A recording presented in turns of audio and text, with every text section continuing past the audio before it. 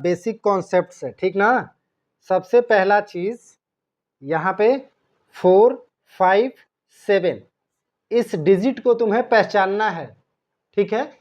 इस डिजिट को क्या करना है, पहचानना है कि ये कौन से पोजीशन पे है, ये कौन से पोजीशन पे है और ये कौन से पोजीशन पे है, ठीक है। तुम्हारा मैथ का जो क्लास 3rd का जो पहला लेसन है उसमें बेसिक कॉन्सेप्ट है, उसी कॉन्सेप्ट को मैं समझा रहा हूँ, ठीक है।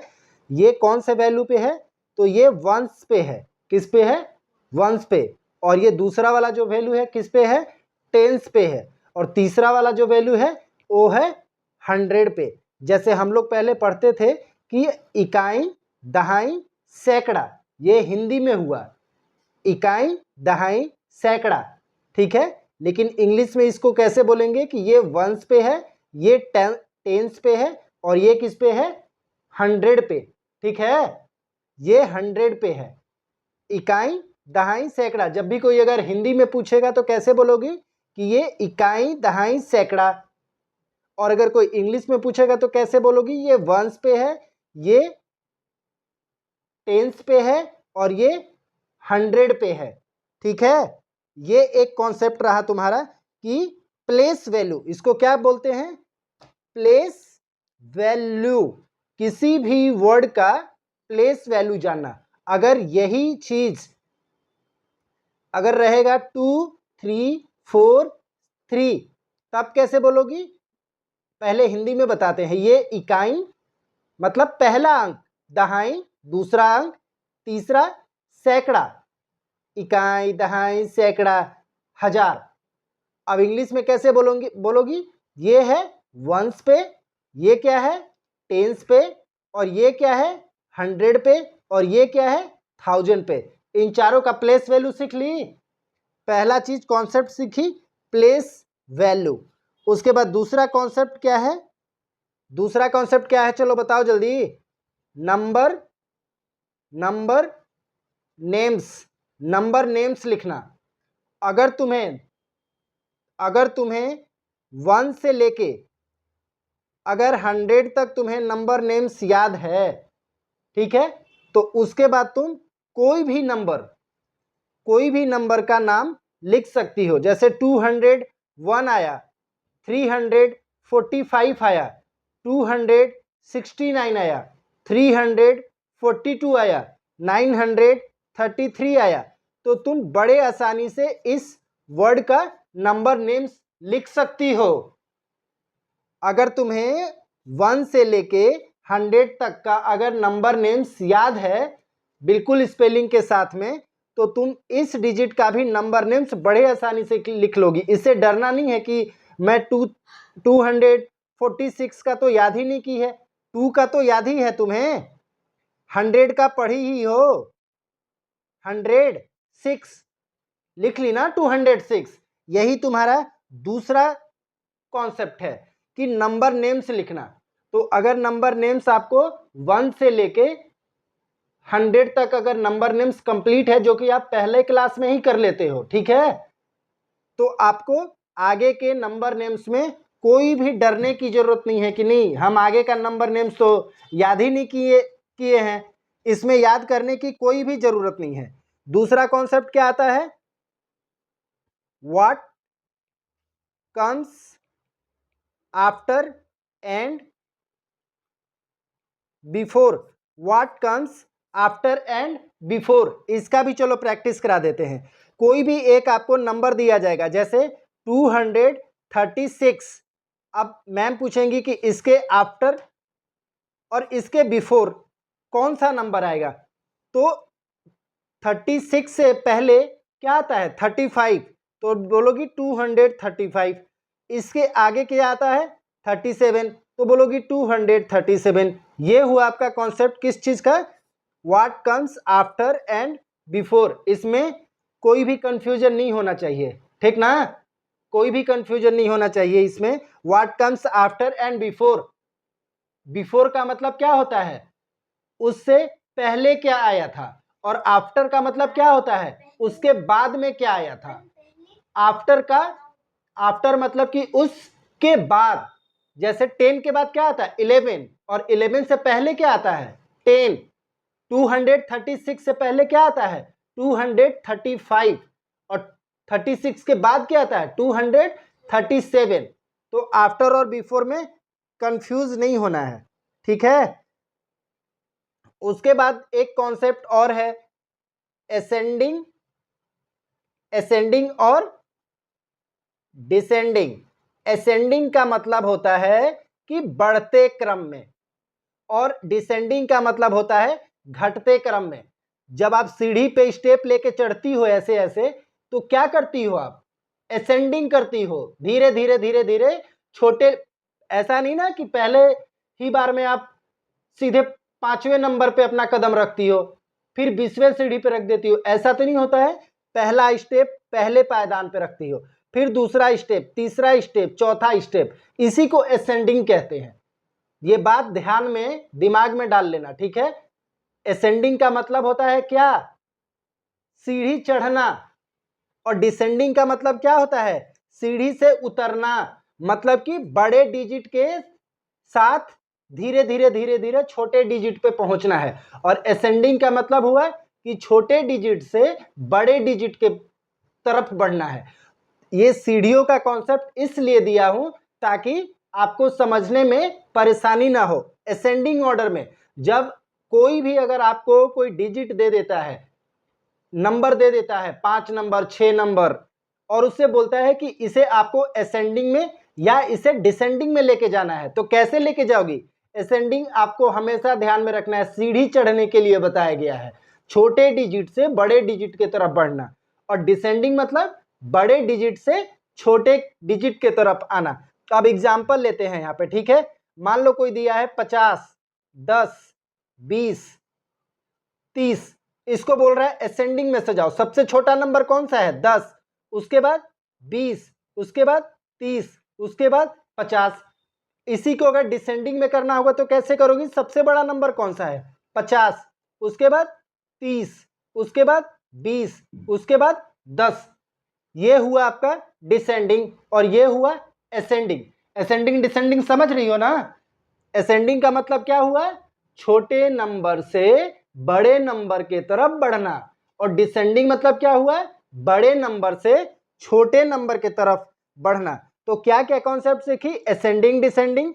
उसके बाद नंबर का नेम कैसे लिखना है, ठीक ना, नंबर का नेम्स। उसके बाद प्लेस वैल्यू सीखी कि प्लेस वैल्यू ये एग्जाम में आने वाले क्वेश्चन होते हैं, ठीक ना। ये जरूर पूछेंगी मैम कि बताओ इसका प्लेस वैल्यू क्या है।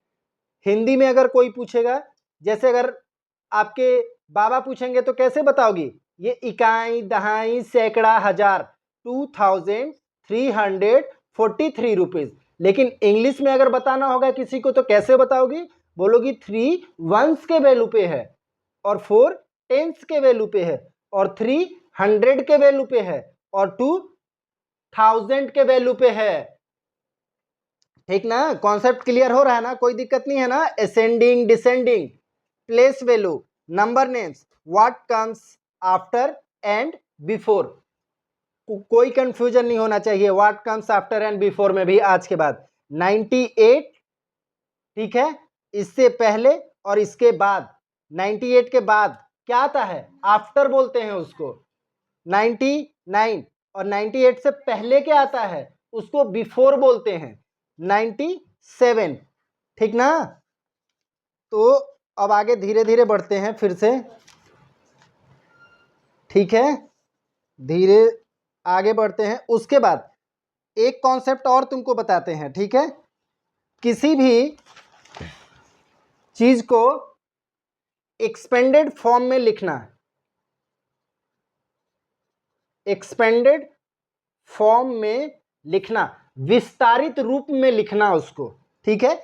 जैसे मान लो ये तुम्हारे पास क्वेश्चन है, इसको सॉल्व करना है, एक्सपेंडेड फॉर्म में लिखना है। कैसे लिखोगे एक्सपेंडेड फॉर्म में, टू कौन सा, देखो अभी तुरंत पढ़ाए हैं, ये किस वैल्यू पे है वंस पे, ये किस वैल्यू पे है टेंस पे, ये किस वैल्यू पे है बताओ, ये किस वैल्यू पे है 100, और ये किस वैल्यू पे है 1000 के।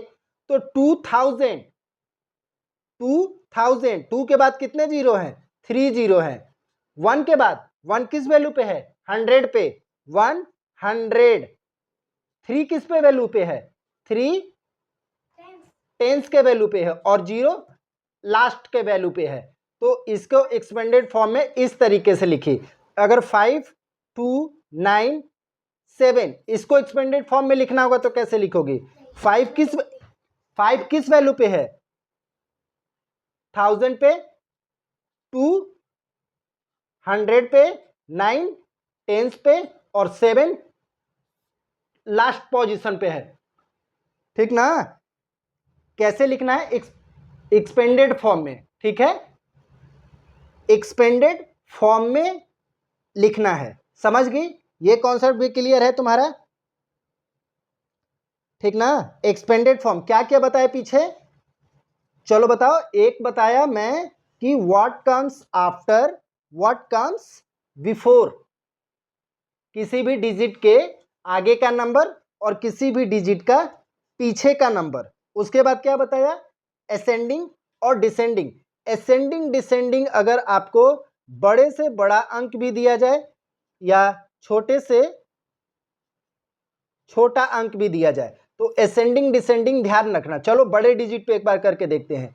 249 346 9280, इसको असेंडिंग ऑर्डर में लिखना है। सबसे छोटा अंक 249 करेक्ट है, उसके बाद 346 करेक्ट है, उसके बाद 9280। ये क्या हुआ? असेंडिंग फॉर्म है। डिसेंडिंग फॉर्म में क्या हुआ? बड़ा अंक क्या है सबसे? 9280। उसके बाद छोटा अंक क्या है? इससे फिर कौन आएगा? 346। उसके बाद कौन आएगा? 249। ये हुआ असेंडिंग और डिसेंडिंग। ठीक है, असेंडिंग और डिसेंडिंग समझ गई? बड़े अंक में वैसी अगर what comes after and before, बड़े डिजिट में जैसे आएगा 4296, तो 4296 इसके आफ्टर क्या होंगे? 4297, और इससे बिफोर क्या होगा? 4295। ये हुआ आफ्टर और ये हुआ बिफोर। ठीक है, समझ में आ रहा है ना? व्हाट कम्स आफ्टर और बिफोर, ये भी कंसेप्ट समझ गई आप। अब एक कॉन्सेप्ट आपको और बताते हैं। ठीक है, एक कॉन्सेप्ट क्या बताते हैं? Odd and even. Odd even number क्या होता है? ऑड इवन नंबर होता है कि जिसमें 2 से डिवाइड चला जाए, जैसे 2 4 6 8 10 12 14 16 18 20। ठीक है, ऑड नंबर क्या हुआ? 1 3 5 7 9 11, या ऐसे भी कर सकती हो। इवन नंबर होते हैं 2 का टेबल। 2 का टेबल पढ़ते पढ़ते 2 1 जा 2, 2 2 जा 4, 2 3 जा 6, 2 4 जा 10, 2 5 जा 10, 2 6 जा 12, 2 7 जा 14, 2 8 जा 16, 2 9 जा 18, 2 10 जा 20। और इसके बाद इसमें 2 ऐड करते चले जाओ, 2 ऐड करते चले जाओ।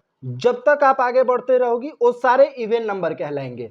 लेकिन आप 1 से स्टार्ट करो, ठीक है, और एक गैप दो, 2 3 4 5 6 7 8 9 10 11 12 13, मतलब एक एक गैप देके आगे बढ़ते चले जाओगी तो वो सारे ऑड नंबर होंगे। एक तरीका और है कि ऑड नंबर 2 से डिवाइड करने पे 2 के नहीं जाएगा, 2 से डिवाइड होने पे। और ये देखो बिल्कुल 2 4 जा 8, 2 5 जा 10, 2 6 जा 12, 2 7 जा 14। तो सबसे सिंपल इवन नंबर जानने का तरीका है कि आप 2 का टेबल पढ़ते हुए आपको 20 तक नहीं रुकना है, आपको 20 से आगे भी 2 का टेबल पढ़ते हुए जाना है। ठीक है, और